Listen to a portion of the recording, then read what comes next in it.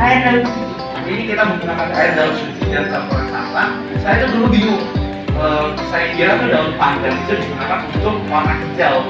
Yang digunakan untuk warnanya adalah daun suci. Sedangkan wanginya itu juga dapat dari pandan. Gitu. Oke. Langsung saja kita mulai ya untuk proses pertamanya itu kita masukkan telur terlebih dahulu dan gula yang sudah ditambahkan dengan garam ya teman-teman. Oke. Nah, lalu kita langsung aja kita mulai untuk mixer. Nah, untuk mixer ini kita harus menggunakan kecepatan yang tinggi. Kita kalau misalnya harus menggunakan kecepatan yang rendah, harus nanti bisa menyebabkan banyak jadi lancar. Terus sampai dia mengembang.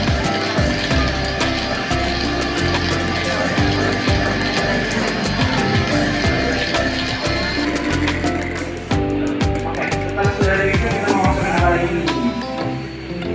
Kita akan masukin tepung-tepungan. Kita pakai 2 macam tepung. Yang pertama pastinya tepung beras, karena hari ini temanya kan kue tepung beras. Terus kita juga pakai tepung terigu. Jadi kita masukin 2 macam, kita masukin sekaligus tapi pelan-pelan biar pecah merata dan kita aduk lipat seperti ini.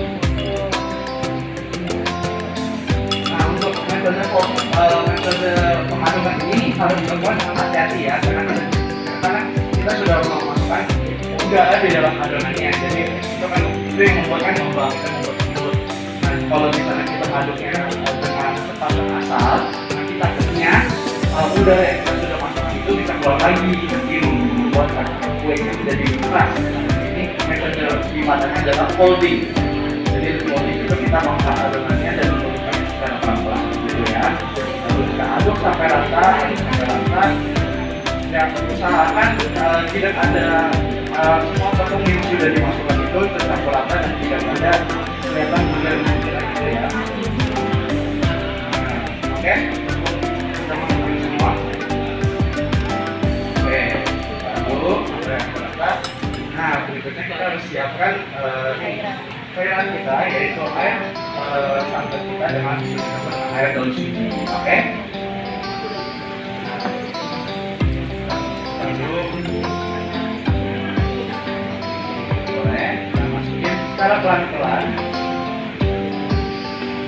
Nah, dan diusahakan warna yang digunakan dalam ini jangan terlalu pekat ya, karena nanti pada saat proses pematangan itu nanti warnanya akan lebih cerah lagi dan lebih kuat lagi. Jadi diusahakan warnanya jangan terlalu kuat ya warnanya. Oke, kita aduk sampai rata, pelan-pelan, jangan sampai udara yang sudah kita masukin ke dalam adonan keluar ya teman-teman.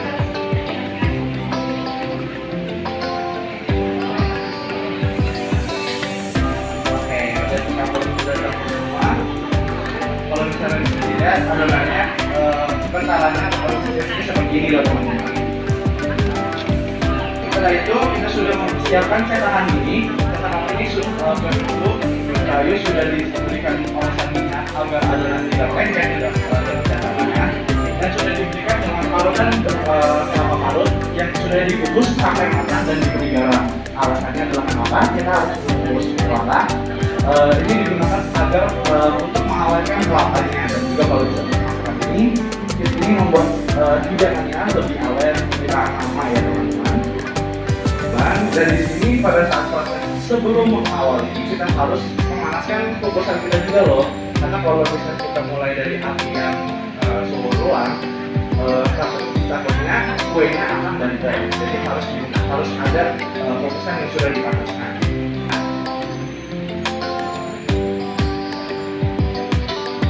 Oh, jadi panas ya. Oke. Nah, lalu kita tutup dan kita akan mengukusnya selama 5-7 menit atau setidaknya sampai adonan matang. Hasilnya kita akan seperti ini loh. Nah, hasil foto kita, foto ayu kita seperti ini. Iya, boleh langsung dicoba ya.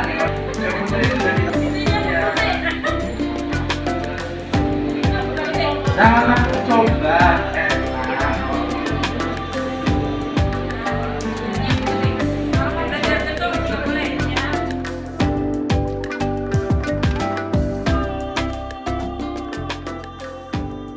ada tepung beras, sama santan, sama gula yang udah dicampur sama garam lagi sedikit. Ini buat pertamanya dulu, ntar setelah adonan dimasak bakal diulenin lagi pakai tepung sagu. Oke, untuk proses pertamanya kita masukkan dulu kan. Kita masukkan tepung kita terlebih dahulu ke dalam kan. Oke. Lalu berikutnya kita tambahkan santan kita. Santannya ini santan cair ya. Santannya sudah kita campur kental dengan kita dicampur dengan air. Lalu kita tambahkan gula dan garam kita. Oke. Lalu kita harus memasak ini. Kita aduk sampai rata. Nah, ini kita untuk mempercepat ya. Kita harus aduk-aduk sampai rata dan pastikan jangan sampai ada gumpalan-gumpalan tepung di dalamnya. Aduk masak terus dengan api yang kecil agar tidak gosong. Dan kita harus terus mengaduknya. Dan di sini kita ada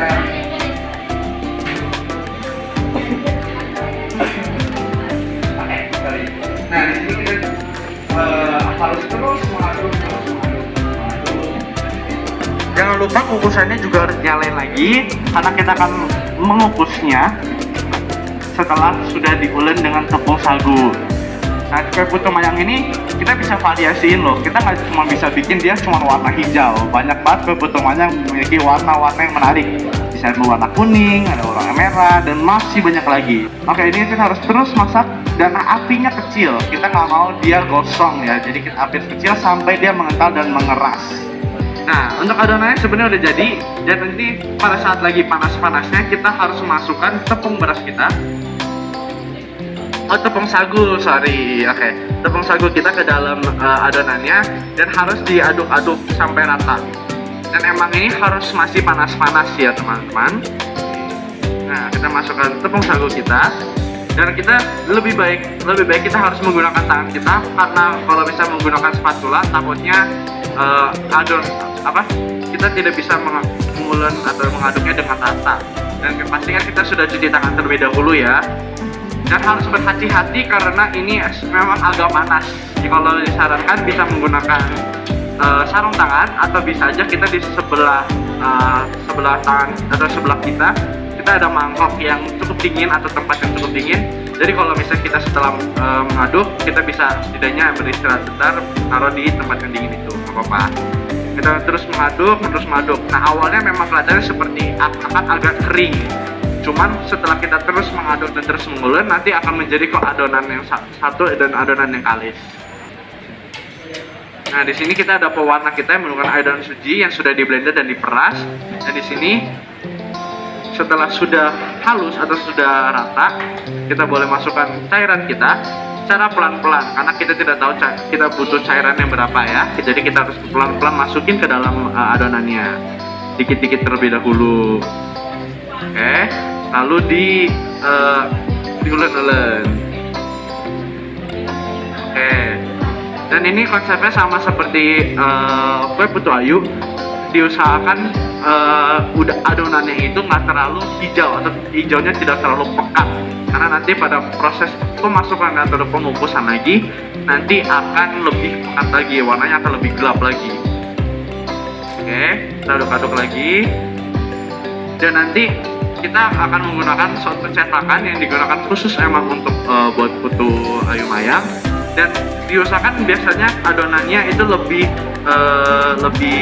cair atau lebih lembek atau lebih lembut ya, karena nanti pada saat proses kita harus penekanan di cetakannya nanti akan lebih keras. Jadi kok diusahakan nanti adonannya itu nggak terlalu kaku, tidak terlalu keras. Kalau misalnya terlalu kaku, tambahkan air dan suji lagi. Kalau misalnya sudah warnanya terlalu hijau, tambahkan air saja, nggak apa-apa. Nah, sepertinya adonannya sudah rata ya, kita boleh langsung aja cetak. Nah, untuk mencetaknya, alangkah lebih baiknya kita harus menggunakan daun pisang ya untuk alasannya, yang nggak usah dibakar nggak apa-apa karena kita akan kukus juga. Jadi kita akan masukin ke dalam ini yang sudah dioleskan minyak sedikit agar tidak lengket kepada cetakannya. Lalu setelah itu kita akan tekan dan akan keluar bentuknya seperti itu ya. Nah, pelan-pelan dan rata. Oke, setelah sudah itu dipotong ujungnya, dan variasi dari kami yang harusnya kue putu mayang itu bulat-bulat seperti itu, kita variasinya seperti bentuk getuk. Jadi kita akan gulung minyak ke atas, terus lalu akan membentuk satu adonan seperti itu. Nah, dengan sisa adonannya nggak apa-apa, kita bisa terus tekan dan tekan. Nah, di sini emang tekannya harus cukup kuat ya, karena emang adonannya agak keras. Oke, ditekan itu. Lalu digulung lagi. Nah, oke. Nah, berikutnya kita akan kukus lagi ya, Bu.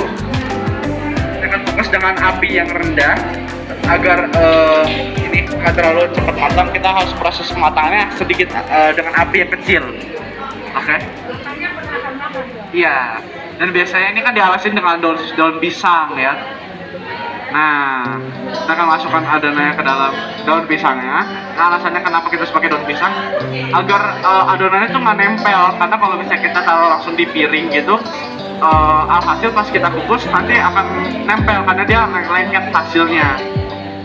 Dan udah begitu, kalian juga harus pastikan kalau misalnya airnya juga panas. Karena kalau misalnya sama seperti kue putu ayu, kalau misalnya kukus tapi dalam keadaan pancinya belum panas, nanti adonannya akan gagal, akan keras.